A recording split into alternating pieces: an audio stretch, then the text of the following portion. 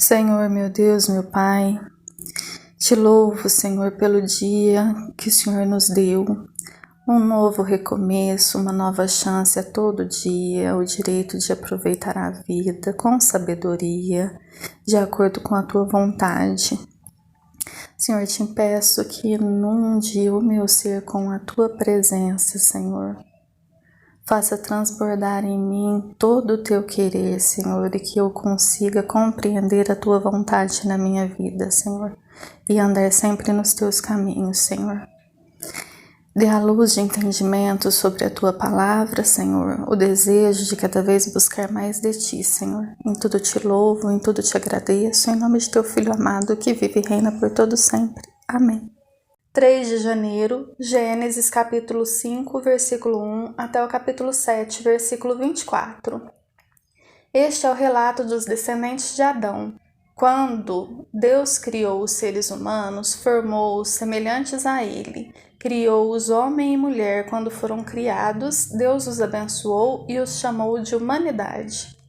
Aos 130 anos, Adão teve um filho chamado Sete, que era semelhante a ele, à sua imagem. Depois do nascimento de Sete, Adão viveu mais 800 anos e teve outros filhos e filhas. Adão viveu 930 anos e morreu. Aos 105 anos, Sete gerou Enós.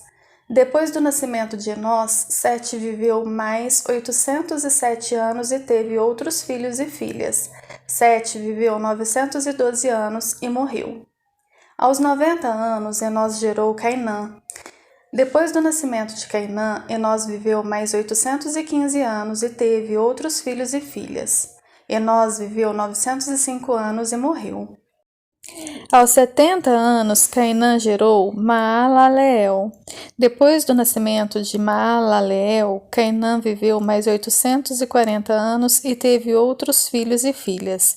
Cainã viveu 910 anos e morreu.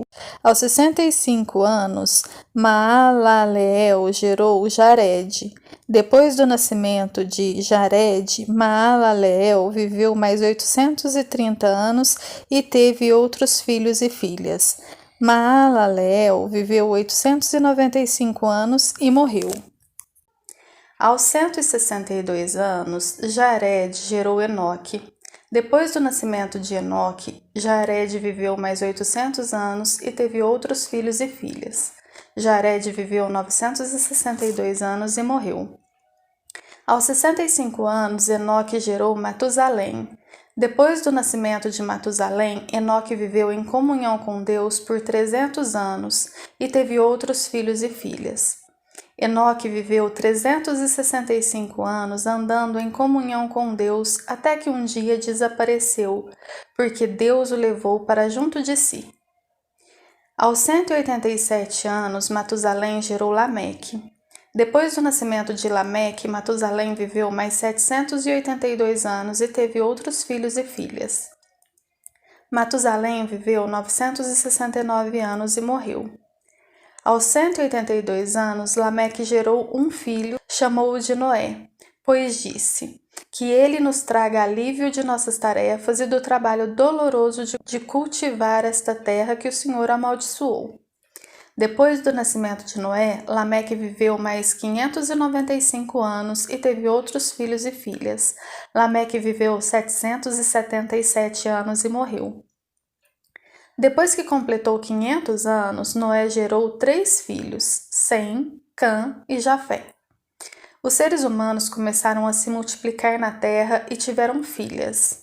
Os filhos de Deus perceberam que as filhas dos homens eram belas, tomaram para si as que os agradaram e se casaram com elas. Então o Senhor disse: meu espírito não tolerará os humanos por muito tempo, pois são apenas carne mortal. Seus dias serão limitados a 120 anos.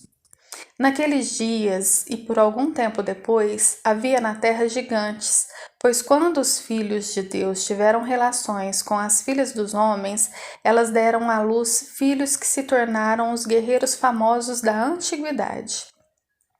O Senhor observou quanto havia aumentado a perversidade dos seres humanos na terra e viu que todos os seus pensamentos e seus propósitos eram sempre inteiramente maus. E o Senhor se arrependeu de tê-los criado e colocado na terra. Isso lhe causou imensa tristeza. O Senhor disse: Eliminarei da face da terra esta raça humana que criei. Sim, e também destruirei todos os seres vivos, as pessoas, os grandes animais, os animais que rastejam pelo chão e até as aves do céu. Arrependo-me de tê-los criado. Noé, porém, encontrou favor diante do Senhor. Este é o relato de Noé e sua família. Noé era um homem justo, a única pessoa íntegra naquele tempo, e andava em comunhão com Deus. Noé gerou 3 filhos, Sem, Cã e Jafé. Deus viu que a terra tinha se corrompido e estava cheia de violência.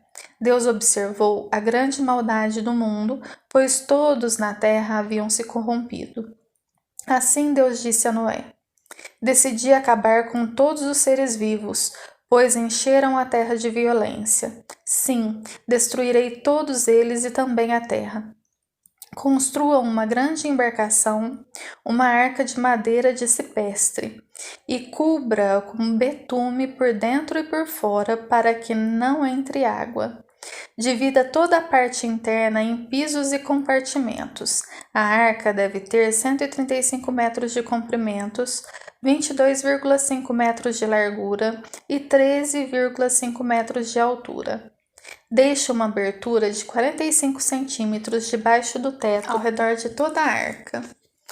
Coloque uma porta lateral e construa 3 pisos na parte interna, inferior, médio e superior. Preste atenção. Em breve cobrirei a terra com um dilúvio que destruirá todos os seres vivos que respiram. Tudo que há na terra morrerá. Com você, porém, firmarei minha aliança.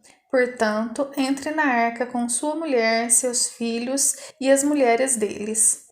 Leve na arca com você um casal de cada espécie de animal selvagem e doméstico, um macho e uma fêmea, para mantê-los com vida. Um casal de cada espécie de ave, de cada espécie de animal e de cada espécie de animal que rasteja pelo chão virá até você, para que os mantenha com vida. Cuide bem para que haja alimento suficiente para sua família e para todos os animais. Noé fez tudo exatamente como Deus lhe havia ordenado. O Senhor disse a Noé: Entre na arca com toda a sua família, pois vejo que, de todas as pessoas na terra, apenas você é justo. Leve com você 7 casais, macho e fêmea, de cada espécie de animal puro, e um casal macho e fêmea de cada espécie de animal impuro. Leve também 7 casais de cada espécie de ave. Cada casal deve ter um macho e uma fêmea para garantir que todas as espécies sobreviverão na terra depois do dilúvio. Daqui a 7 dias farei chover sobre a terra. Choverá por 40 dias e 40 noites, até que eu tenha eliminado da terra todos os seres vivos que criei. Noé fez tudo exatamente como o Senhor lhe havia ordenado. Noé tinha 600 anos quando o dilúvio cobriu a terra. Entrou na arca junto com a mulher, os filhos e as mulheres deles, para escapar do dilúvio. Entraram com eles animais de todas as espécies, os puros e os impuros, as aves e todos os animais que rastejam pelo chão. Entraram na arca em pares, macho e fêmea, como Deus tinha ordenado a Noé. Depois de 7 dias vieram as águas do dilúvio e cobriram a terra. Quando Noé tinha 600 anos, no 17º dia do 2º mês, todas as fontes subterrâneas de água jorraram da terra, e a chuva caiu do céu em grandes temporais, e continuou sem parar por 40 dias e 40 noites. Naquele mesmo dia, Noé tinha entrado na arca com a esposa, os filhos Sem, Cã e Jafé e as mulheres deles. Entraram com eles na arca casais de todas as espécies de animais, animais domésticos e selvagens, grandes e pequenos, e aves de toda espécie.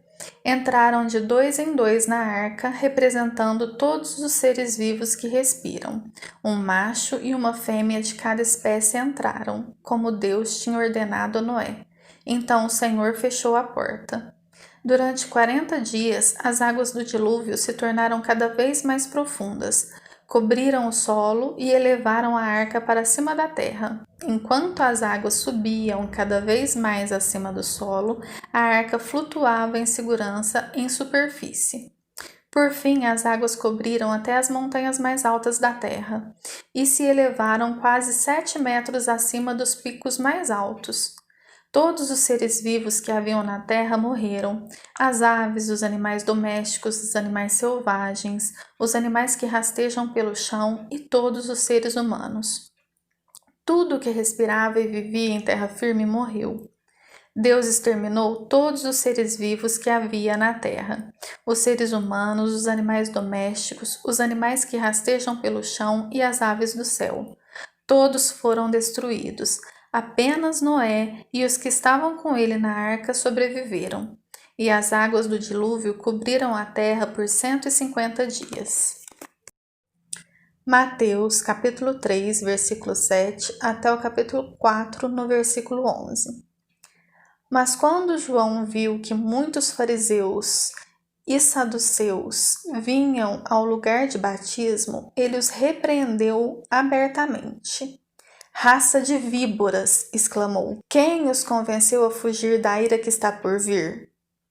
Provem por suas ações que vocês se arrependeram. Não pensem que podem dizer uns aos outros: estamos a salvo, pois somos filhos de Abraão. Isso não significa nada, pois eu lhes digo que até destas pedras Deus pode fazer surgir filhos de Abraão. Agora mesmo o machado do julgamento está pronto para cortar as raízes das árvores.